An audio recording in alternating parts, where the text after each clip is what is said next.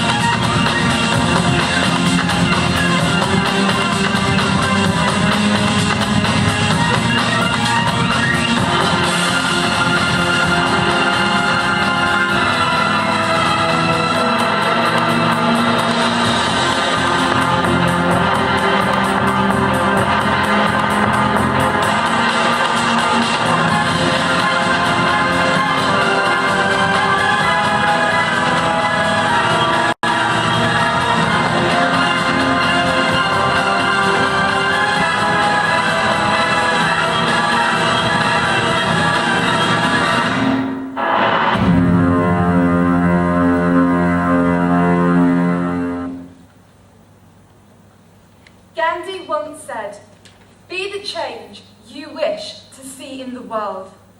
We, as South Surrey, believe in being the change we wish to see in our world. But change is not just a word, it is a continuous process.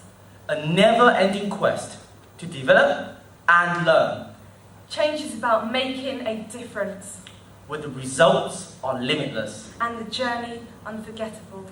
Our journey has 4 stages. And our journey begins with a Need. Every project is born out of a need, whether environmental, social, or economic. We did the research that enabled us to take Action. We use business initiatives to empower those in need. To measure our result, we assess the result. But we don't just stop there. It's only the beginning of our Vision. To be the change we wish to see in our world. Hello, my name is Abtahi Islam. Also presenting with me today is Emily Majori. Yanni. Hayley Magorian, Lewis Hobday and Hannah Litchfield. We also have Kira Fiskin on technical duties. And of course, not forgetting all our Surrey Cyphers who've come here today to support us and Cypher UK.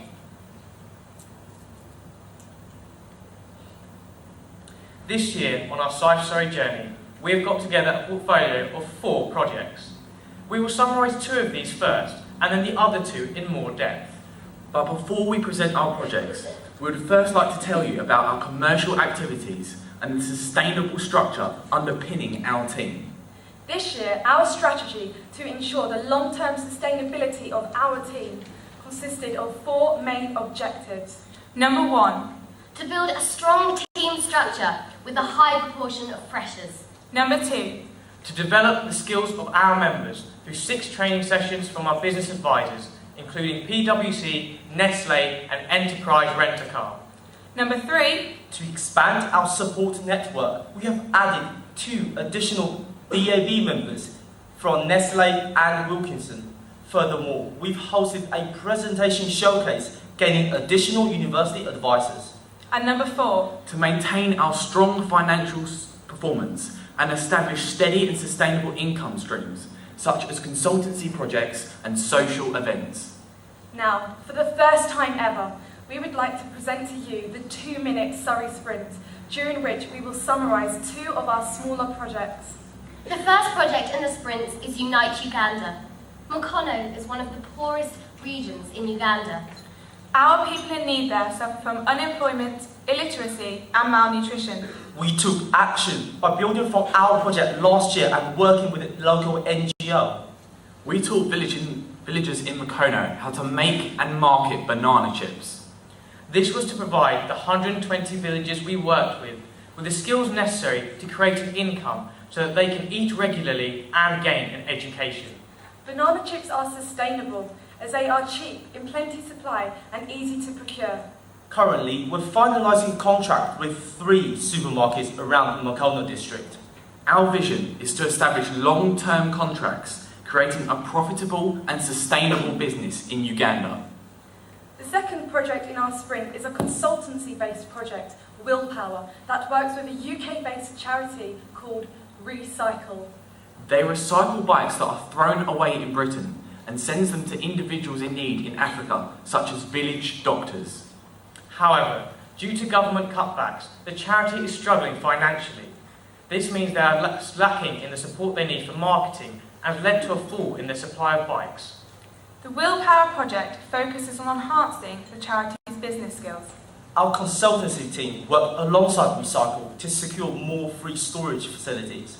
We also taught them marketing skills to raise the profile of the charity, and we worked with them to set up a permanent collection point in Guildford to increase bike donations.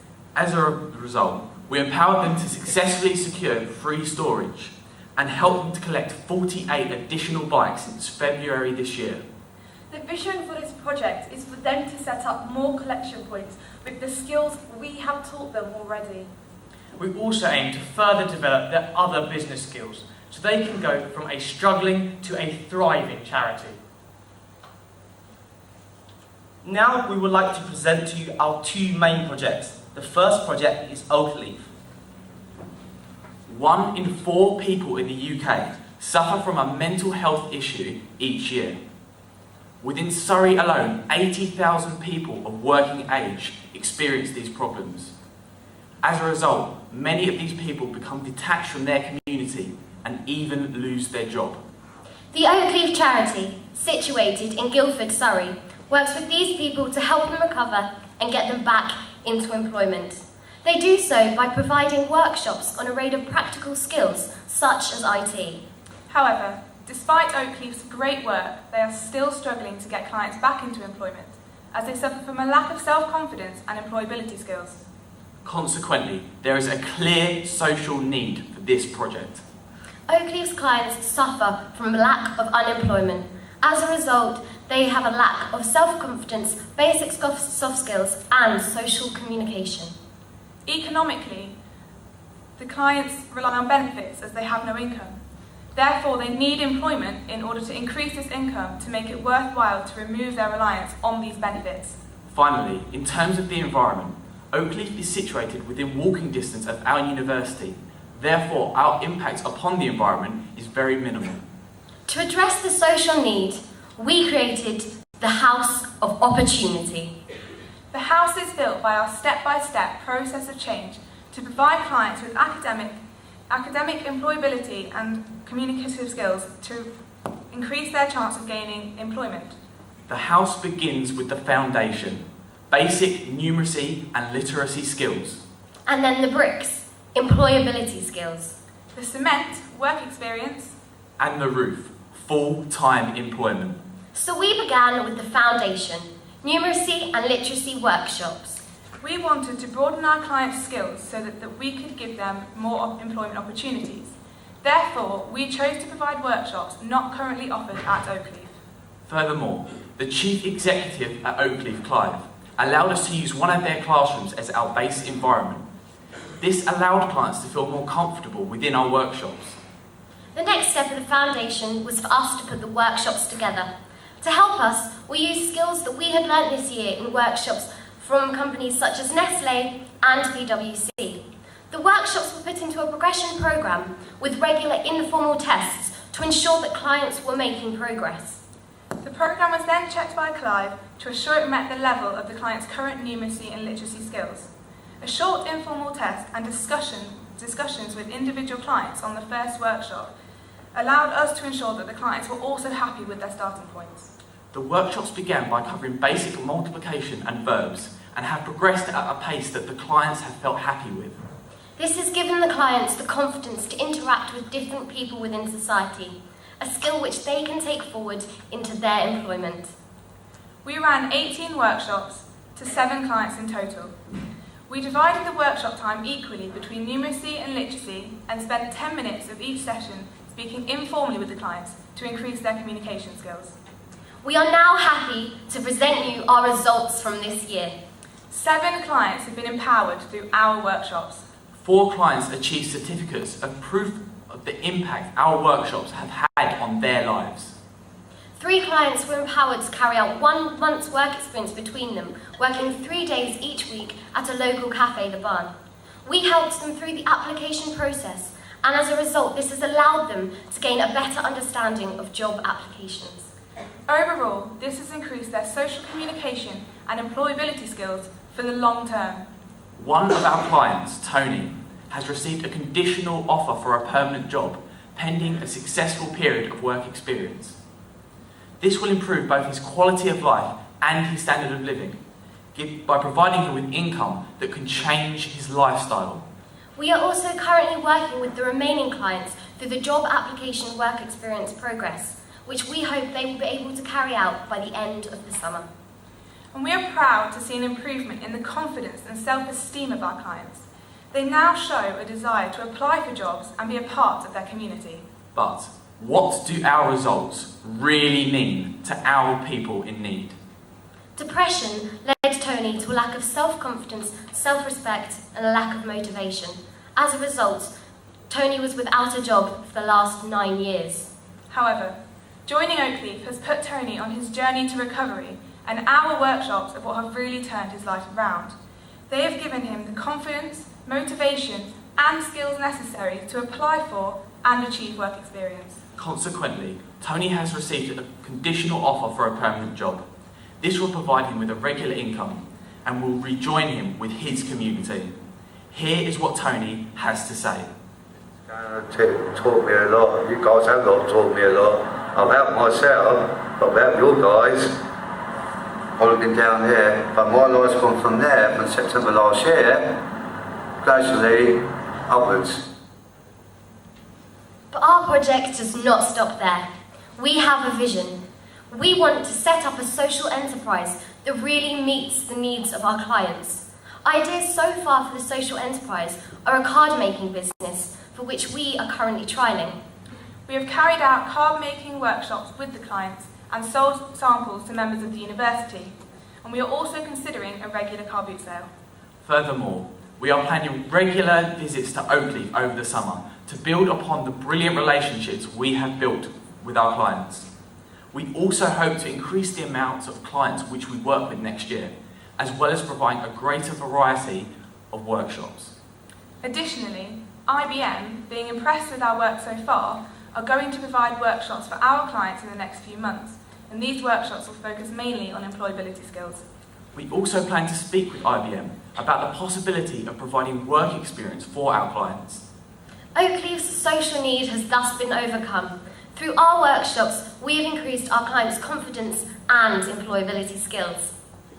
We have empowered 7 clients, provided 3 with work experience, and secured 1 with a conditional job offer. This has increased our clients' quality of life, and we look to the future of this project with inspiration and a further plan of action. The final stage of our journey takes us to Thailand with Project Rice Cycle.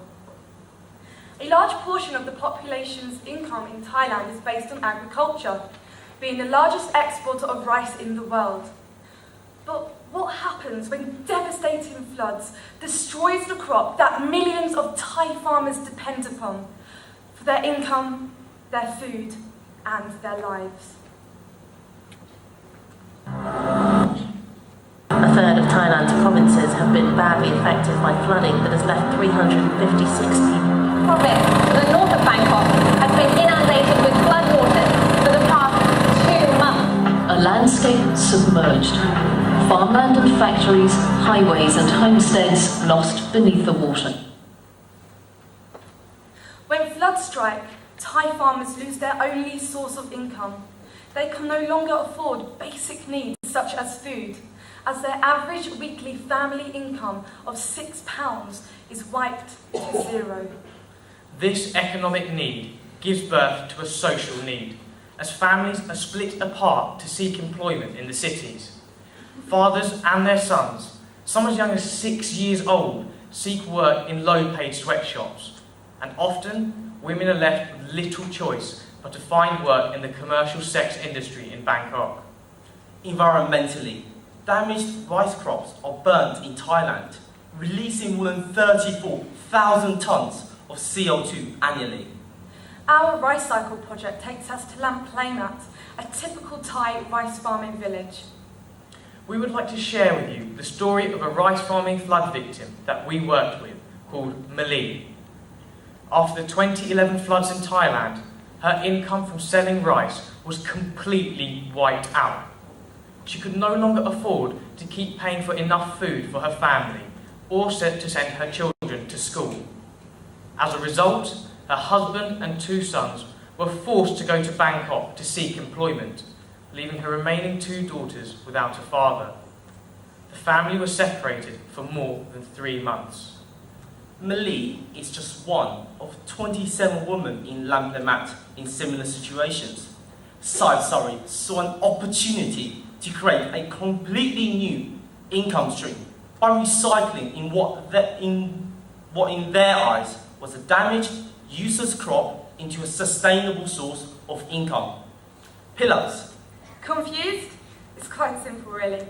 When the crop is ruined in the floods, normally the entire rice plant is discarded. However, although the rice is no longer of use, the outer casing that the rice grows in, called the husk, once separated, dried and cleaned, can be used as a filling to stuff pillows, thus transforming a free and plentiful waste product into a sustainable source of income. Even when flooding doesn't occur and the rice is still sellable, the husk can still be used to create this filling. This means that the product is sustainable as it doesn't depend on whether flooding occurs or not. This gives the farmers more control over their future income. So how did Surrey set up the base environment for this project? The village already had some of the equipment needed for production, including sewing machines and a rice mill. To complete our base environment, we helped the village design and build a large sieve machine to clean the husk. With the filling already at hand, all that was left was to source the material for the pillowcases. For this, we chose a struggling material shop nearby in order to support local business. So this means our rice cycle project was not only benefiting the families in Lamplamat, but also the surrounding local community. During our week in Thailand, we run a series of workshops covering 3 main topics in order to develop the skills of cooperative members. The 3 main topics covered were manufacturing, during which we taught a small group of villagers on how to clean the filling and stitch the pillowcases. They then transferred knowledge to the other members of the cooperative. We also taught them the concepts of packaging and design, such as painting the labels and the overall presentation of the product. And finally, we taught them the basic selling and negotiation skills. We followed this with a 3-step process, where first they watched us negotiate deals. We then got them involved in the bargaining, before finally they were able to lead negotiations by themselves. Our workshops were designed in conjunction with an international business called the RMA Group. They helped us to adapt our workshops so the farmers can understand them more clearly. Furthermore, we helped the village to set up a cooperative. This means now our people in need can benefit from greater bargaining power and share resources. ประโยชน์จากการทำลักษณะอย่างนี้งานเนี่ยอันดับแรกก็คือชาวบ้านจะมีงานทำผมคุยกับพี่นะครับชาวบ้านนี่จะมีงานทำนะฮะหลังจากมีงานทำแล้วเนี่ยเขาก็จะมีรายได้ก็จะมีครอบครัวที่อบอุ่นนะฮะลูกครอบครัวพ่อแม่ได้อยู่ร่วมกันนะอันนี้คือผลของการมีงานทำแต่อีกอันหนึ่งเนี่ยจะเป็นประโยชน์มหาศาลเลยก็คือว่าผลผลิตทางการเกษตร The business plan for this project is as follows. In establishing our target market, we decided to aim at affluent areas such as Bangkok, establishing our pillows as a premium product. Our selling strategy focuses on selling at a high price and low volume. By doing this, the cooperative can benefit from higher profit margins. What enables us to follow this strategy is our USP. Not only are the pillows environmentally friendly, but they can also offer several health benefits, as they have the properties of memory foam. The pillow offers greater support for the neck, reducing muscle tension.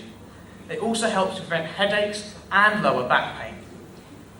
The key costs include pillowcases, thread, packaging and transport, totaling at £2.60 per pillow.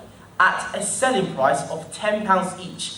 This leaves a net profit per unit of £7.40. We would like to share our results with you so far. 30 pillows have been sold to date in a natural product store in Bangkok, with potential for longer, large-term orders.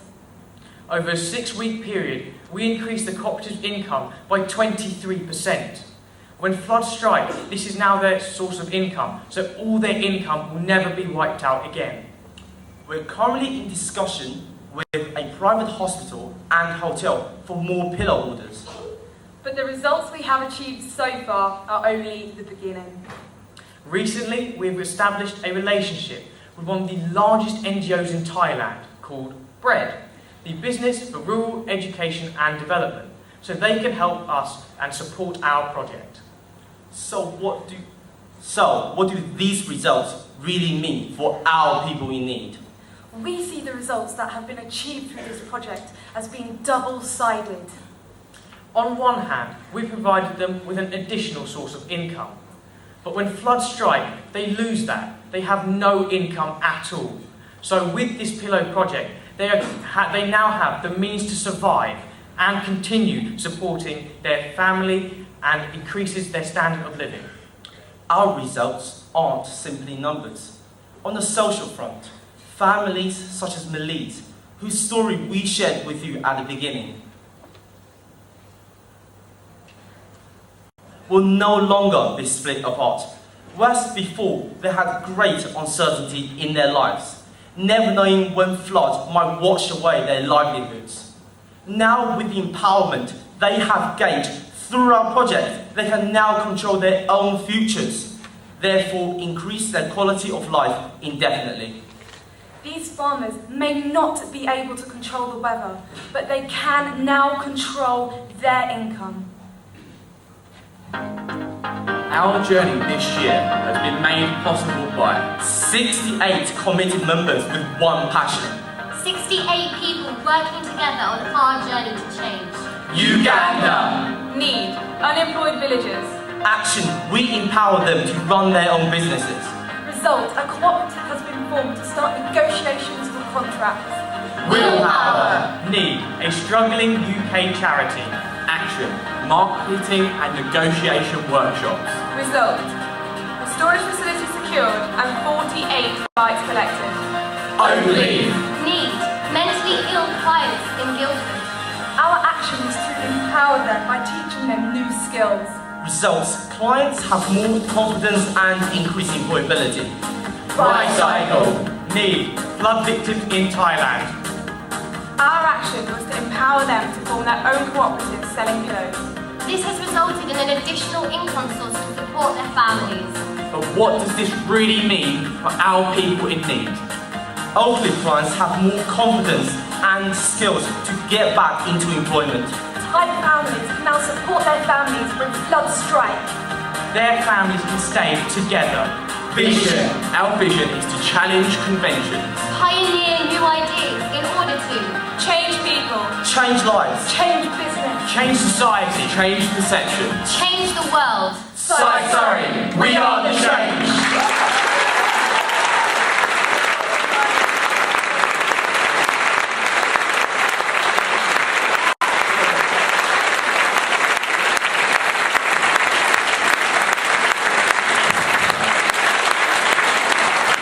Judges, we will now begin the question and answer session.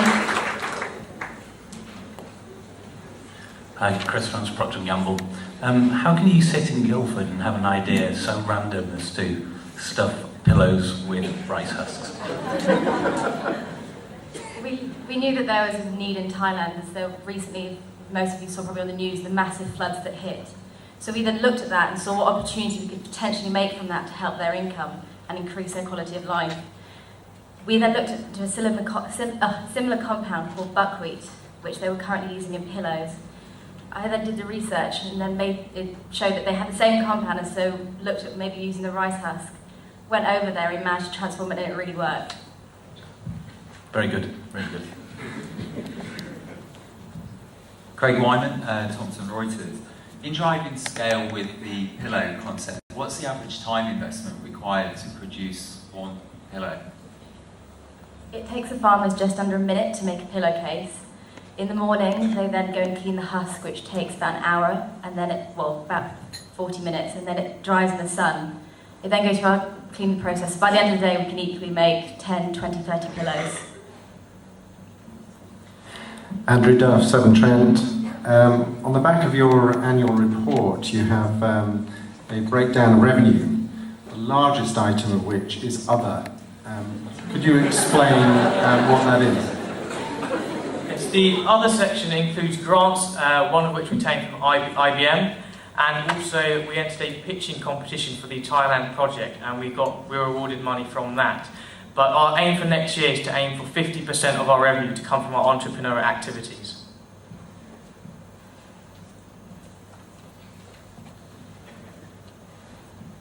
Ian Holding, Bayersdorf. How many pillows do you expect the cooperative to manufacture in Thailand over a full year? For the first year, our projection was 200, and we've actually just recently been talking with a private hospital in Thailand who have shown a lot of interest in actually selling it in their hospital as a good product to have. So at 200 the first year, but what we're really looking at doing is reanalysing what we've got after the first year and then reassessing the market and see where we go from there. Animal Psyche UK. A couple of questions on the pillows. First off, fantastic claims around health impact, and as a back sufferer, I'd be very interested in getting one. How did you actually certify that? Did you go and actually get any advice on that, or are you making claims which are a little bit unsubstantiated? And then a follow-up is around the transportation issue. So a big component of the cost is transport. Why did you choose to go so far away from the source?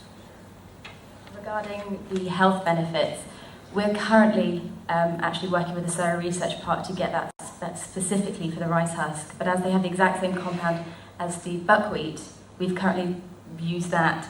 However, with every pillar that was sold, has in A4 documents gone with it to tell customers that although the certification isn't there purely for the husk, but there is for the buckwheat. And regarding the transport, we decided to go out of Bangkok that far because an organisation that we spoke to in Thailand addressed that they were really desperately in need. The floods that hit them actually ruined basically a lot of their homes. It then stopped a lot of children going to education, and that was what they were mainly worried about. So we also... But could you have picked a closer local market to sell the product? We could, but Lampang Mat is actually a village which Bangkok itself is actually trying to develop. It's somewhere where they do a lot of the work and they don't get credit for it, so that's why we actually aim to go straight to them. And now working with the bread organisation we brought up, they're actually going to help us with the transportation, which would mean that that'll cut down our cost.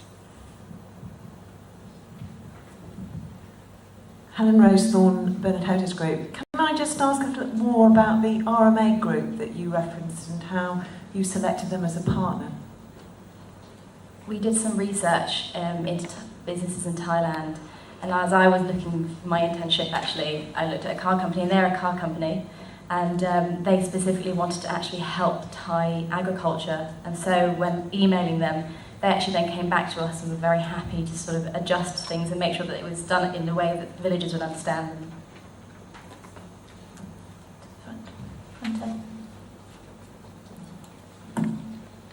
And Martin Royal Bank of Scotland. In the Oakley project, clearly building confidence came across as very key. I noted that a number of your participants didn't gain certificates. You quoted 3. How did you support those who weren't successful at that stage? The 3 other clients that didn't get certificates didn't attend. I'm very sorry, but time has expired. Sorry. Will everybody join me in thanking Surrey?